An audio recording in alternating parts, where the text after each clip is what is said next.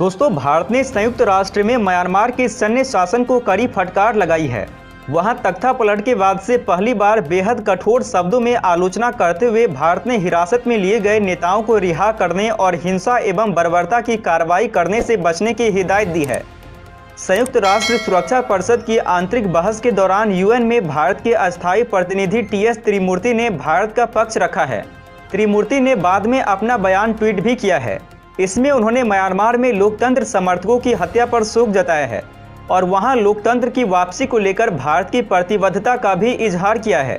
साथ ही उन्होंने वहां तख्ता पलट के बाद पैदा हुए भयावह हालात को सुधारने की दिशा में आसियान देशों के प्रयासों का स्वागत किया है।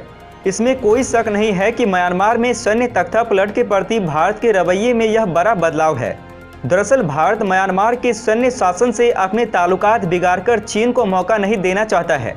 म्यांमार की ताज़ा हालात ने अंतर्राष्ट्रीय कूटनीति की दृष्टि से भारत के सामने ऐसी स्थिति पैदा कर दी है जिसमें उसे हर कदम फूंक फूंक कर आगे बढ़ाना पड़ रहा है।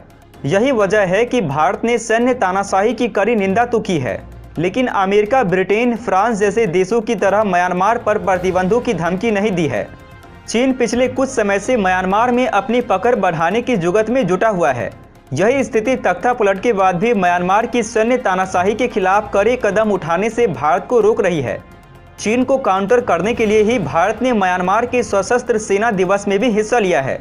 उसी दिन पूरे म्यांमार में 100 से अधिक लोकतंत्र समर्थकों की हत्या कर दी गई थी। हालांकि भारत ने यूएन में साफ साफ नहीं कहा कि म्यांमार में हिंसा कौन कर रहा है।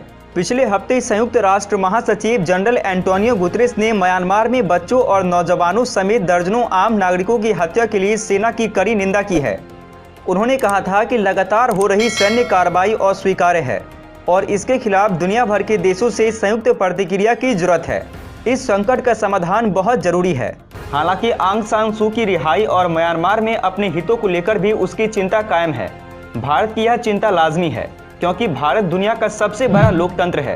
भारत म्यांमार को लेकर दोहरी समस्या से जूझ रहा है। ऐसे में भारत पूरी घटना पर पैनी नज़र बनाए हुए हैं। खास बात यह है कि भारत का वहां के सैन्य शासनों से भी मधुर संबंध है। नॉर्थ ईस्ट के राज्यों में सक्रिय गुटों को नियंत्रित करने के लिए और उसे पकड़वाने में म्यांमार की सेना ने भारत की काफ़ी मदद की है। ऐसे में सेना के खिलाफ कोई नकारात्मक टिप्पणी करने पर भारत की दुविधा बरकरार है।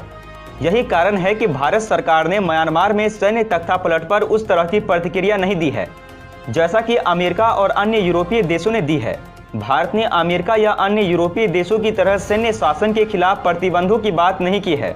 अच्छा सुनो, चैनल को सब्सक्राइब करो, उसके बाद घंटी बजा देना ताकि अगली वीडियो आपसे मिस ना हो पाए। Thank you.